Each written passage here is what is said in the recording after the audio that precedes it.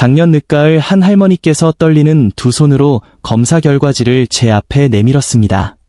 공복 혈당은 16, 2mm몰이었고 당화 혈색소는 9.3이었습니다. 이 두 수치는 어떤 의사라도 쉽게 말을 잇지 못하게 만드는 수준입니다. 그분은 71살에 거주하는 은퇴교사였고 옆에 앉아있던 딸은 눈시울이 붉어진 채로 말했습니다. 선생님, 우리 어머니는 식사도 조심하는데 왜 이렇게 조절이 안 되는 걸까요? 저는 곧바로 답하지 않았습니다. 대신 한 가지 질문만 드렸습니다. 집 아래에 있는 재래시장에 가보시면 둥글고 초록색이며 값이 저렴해서 대부분 사람들이 그냥 지나쳐버리는 채소가 하나 있는지 아십니까? 그분은 고개를 끄덕이며 본 적은 있지만 한 번도 사본 적은 없다고 하셨습니다. 저는 말씀드렸습니다. 어쩌면 그것이 바로 지금까지 몸에서 부족했던 것일지도 모른다고 말입니다. 바로 콜라비입니다. 저는 오랫동안 콜라비를 꾸준히 드신 분들의 경우 식후 혈당의 변동폭이 그렇지 않은 분들보다 약 30% 가까이 낮다는 사실을 확인했습니다.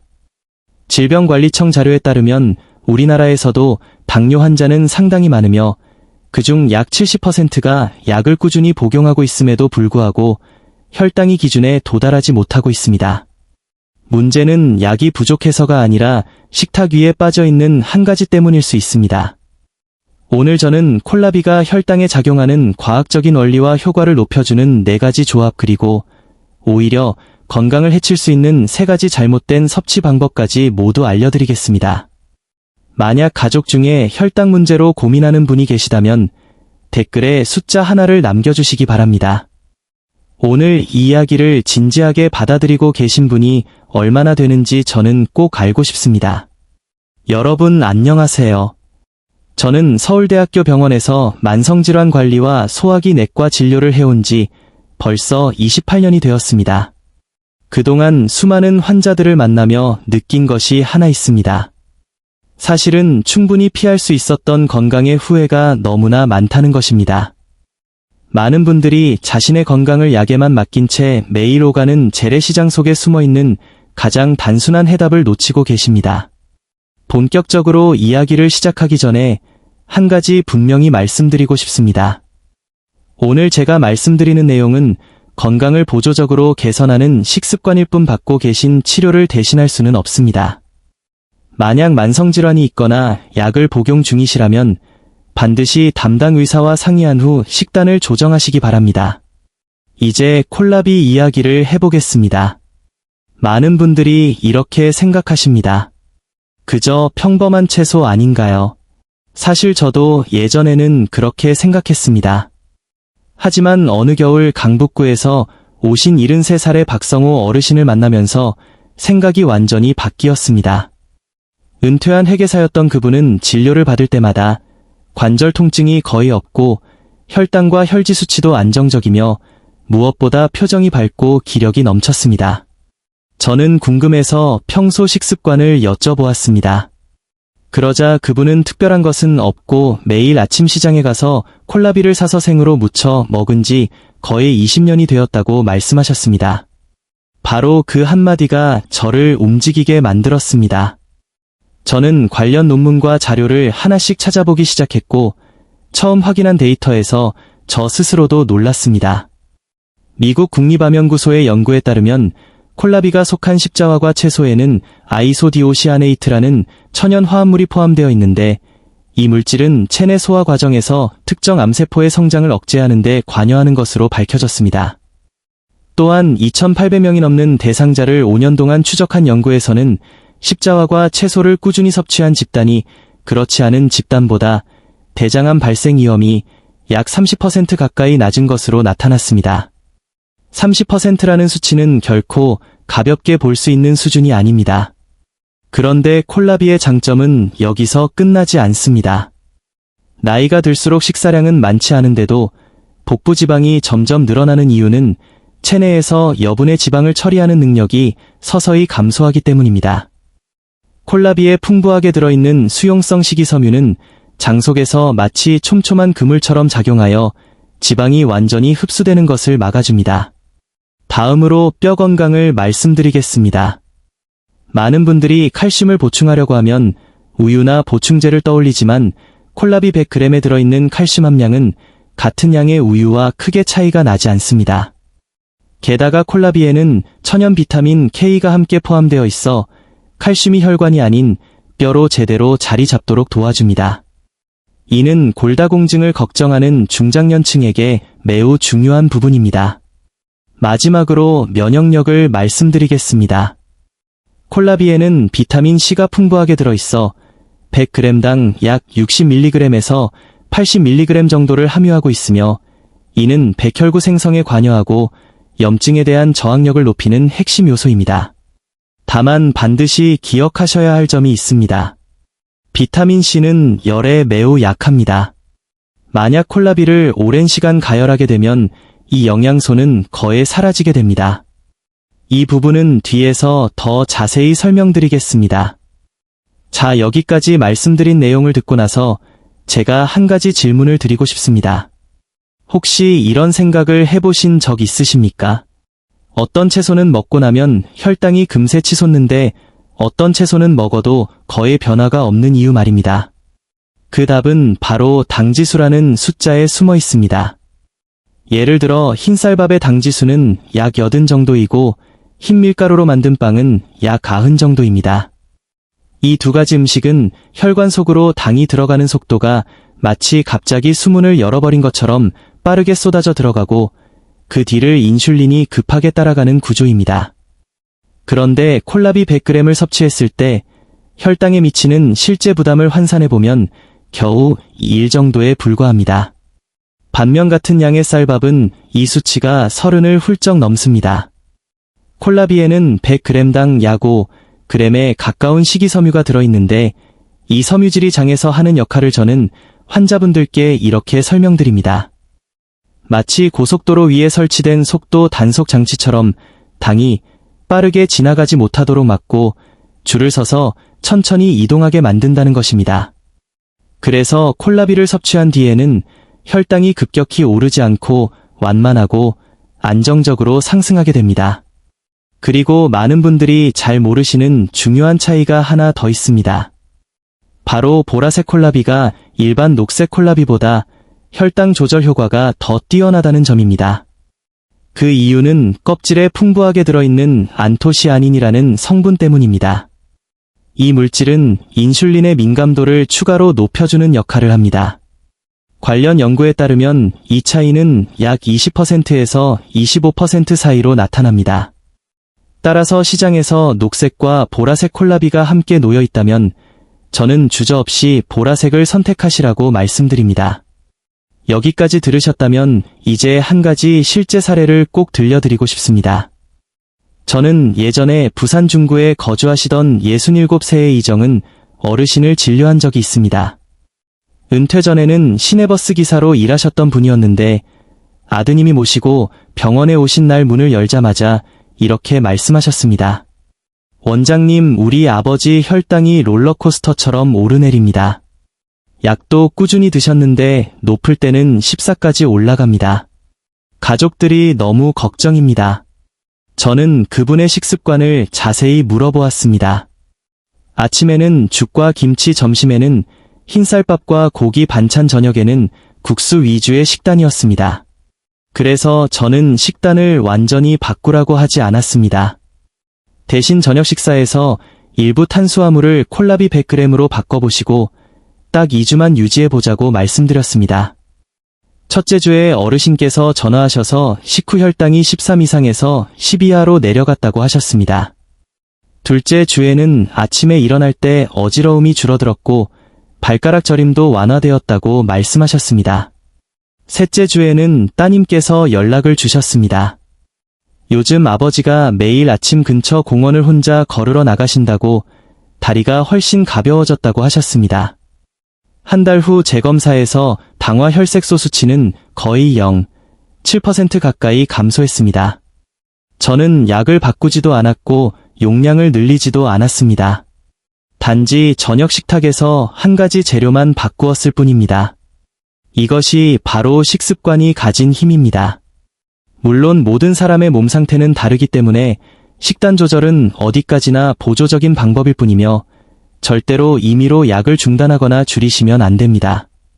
만약 지금 이 순간에도 본인이나 가족 중 누군가가 혈당 문제로 고민하고 계신다면 오늘 이 이야기를 꼭 끝까지 집중해서 들어주시기를 바랍니다. 오랜 기간 진료를 하면서 저는 한 가지 흥미로운 사실을 발견했습니다.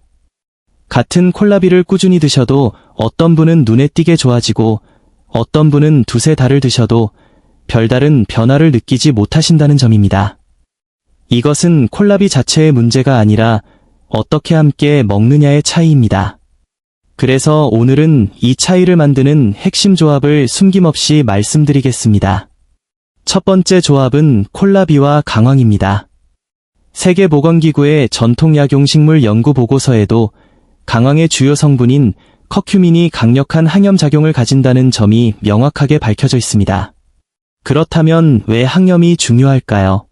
대부분의 중장년 질환은 만성염증에서 시작되기 때문입니다. 관절 통증도 염증이고 혈당 조절이 어려운 것 역시 염증과 깊이 관련되어 있으며 심혈관 문제와 기억력 저하까지도 모두 만성염증과 연결되어 있습니다. 저는 환자분들께 자주 이렇게 설명드립니다. 만성염증은 집안에 쌓여있는 미세한 먼지와 같아서 눈에 보이지 않지만 매일 조금씩 건강을 갉아먹고 있습니다. 그리고 강황은 그 먼지를 가장 효과적으로 제거해주는 도구와 같습니다. 콜라비에 들어있는 항산화 성분과 강황을 함께 섭취하면 항염 효과가 서로 더해져 단독으로 먹을 때보다 훨씬 강력해집니다. 62살의 한 어르신은 무릎과 어깨 통증으로 3년 넘게 불편을 겪고 계셨는데 매일 저녁 콜라비를 무쳐 드시면서 소량의 강황가루를 더하도록 권해드렸습니다. 3주 후 계단을 오를 때 통증이 눈에 띄게 줄었다고 하셨습니다. 방법은 간단합니다. 콜라비를 채 썰어 소금을 약간 뿌려 수분을 빼고 여기에 강황을 1스푼 정도 넣은 뒤 참기름과 식초를 더해 골고루 섞으면 됩니다. 여기서 중요한 점이 하나 있습니다. 커큐민은 지용성 성분이기 때문에 지방이 없으면 체내에 거의 흡수되지 않습니다. 그래서 이 몇 방울의 참기름은 단순한 풍미가 아니라 영양을 몸에 전달하기 위한 필수 조건입니다. 두 번째 조합은 콜라비와 마늘입니다. 콜라비가 바탕이라면 마늘은 그 위를 단단하게 지탱하는 역할을 합니다. 마늘을 다지거나 으깨면 알리신이라는 성분이 생성되는데 이는 강력한 항균 및 항바이러스 작용을 합니다. 콜라비 자체에도 비타민 C가 풍부하기 때문에 두 가지를 함께 섭취하면 면역력 강화 효과가 훨씬 커집니다. 여기서 많은 분들이 모르는 중요한 포인트가 있습니다. 마늘은 다진 후 최소한 10분 정도 두어야 알리신이 충분히 생성됩니다. 바로 조리하면 열에 의해 성분이 파괴되어 효과가 크게 줄어듭니다. 그래서 저는 항상 먼저 마늘을 준비해두고 그 다음 콜라비를 손질한 뒤 마지막에 마늘을 넣는 순서를 지키시라고 말씀드립니다. 세 번째 조합은 콜라비와 올리브유입니다. 많은 분들이 채소에 기름을 넣는 것이 불필요하다고 생각하시지만 이는 흔한 오해입니다.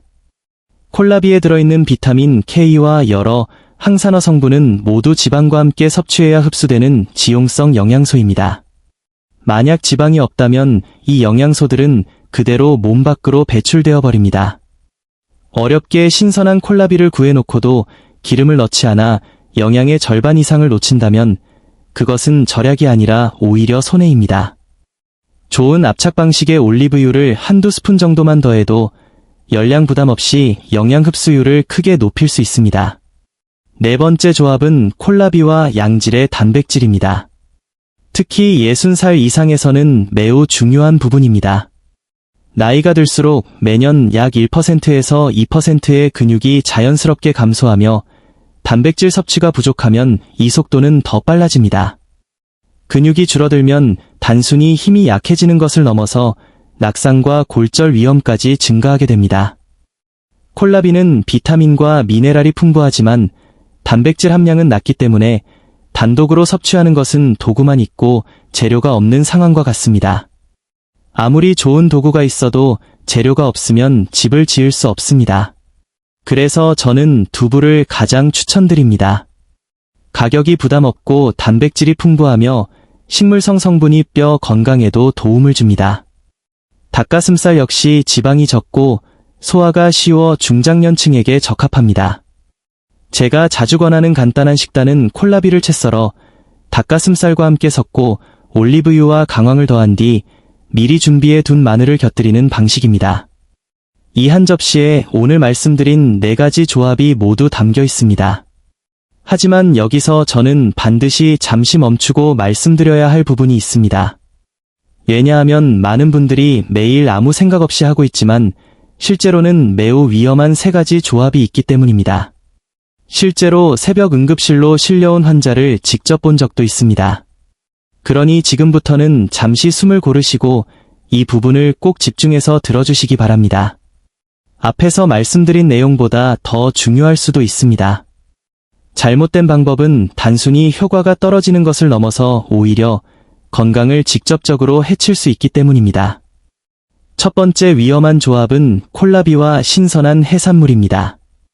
특히 일부 지역에서는 콜라비를 채 썰어 새우나 오징어와 함께 무쳐 먹는 경우가 있는데 겉으로 보기에는 신선하고 영양도 좋아 보이지만 실제로는 매우 위험한 조합입니다.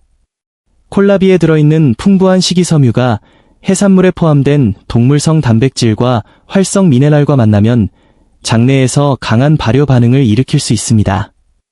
그 결과 심한 복부 팽만 복통 심지어 지속적인 설사까지 이어질 수 있습니다. 두 번째 위험한 조합은 콜라비와 우유 또는 유제품입니다. 최근 콜라비 샐러드에 요거트를 곁들이는 분들이 많습니다.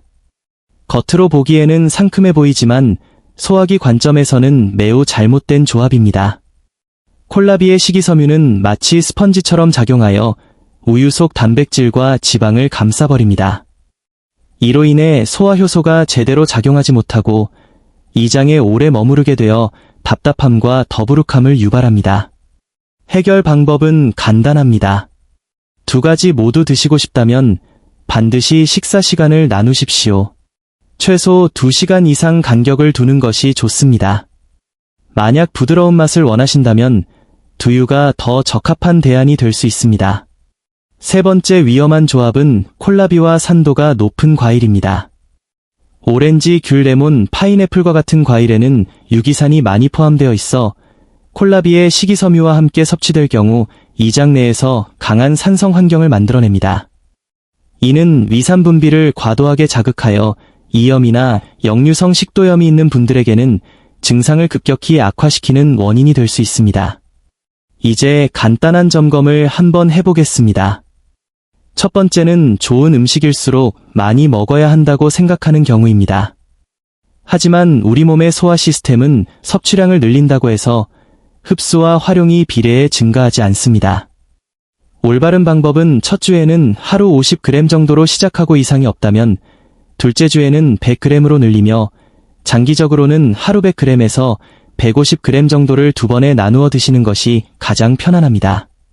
두 번째는 잎을 버리고 뿌리 부분만 드시는 경우입니다. 사실 콜라비 잎에는 비타민C와 미네랄이 뿌리보다 2배에서 3배 더 풍부합니다. 끓는 물에 약 30초 정도 데치면 쓴맛이 줄어드니 국이나 무침으로 활용해 보십시오. 세 번째는 너무 오래 익히는 습관입니다. 콜라비의 비타민C는 열에 약해 장시간 조리하면 대부분 손실됩니다. 생으로 드시거나 익혀야 한다면 찌는 시간은 5분에서 7분 정도면 충분합니다. 네 번째는 콜라비를 먹은 직후 바로 녹차나 커피를 마시는 습관입니다. 그 안에 포함된 성분이 철분과 미네랄의 흡수를 방해할 수 있으므로 최소 1시간 정도 지난 뒤에 드시는 것이 좋습니다. 다섯 번째는 자신의 몸 상태에 맞추지 않고 무작정 따라 하는 것입니다. 갑상선 기능이 저하된 분들은 하루 50g 이내로 제한하고 반드시 익혀 드시는 것이 좋으며 항응고제를 복용 중인 분들은 비타민 K가 약물 작용에 영향을 줄 수 있기 때문에 반드시 담당 의사와 상의해야 합니다.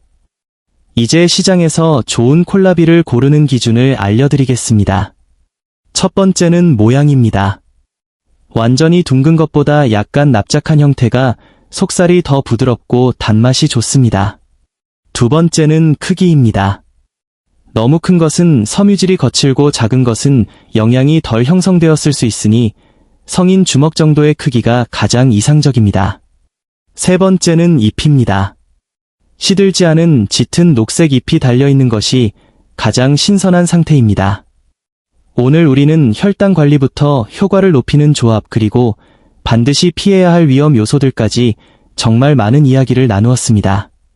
모든 식습관을 한 번에 바꾸실 필요는 없습니다. 단 하나의 변화부터 시작하시면 됩니다. 저는 여러분의 변화를 진심으로 알고 싶습니다. 우리가 매일 사용하는 식탁 위의 재료가 가장 과소평가된 건강 자원입니다. 건강은 어느 날 갑자기 얻어지는 것이 아니라 매일의 작은 선택이 쌓여 만들어지는 것입니다.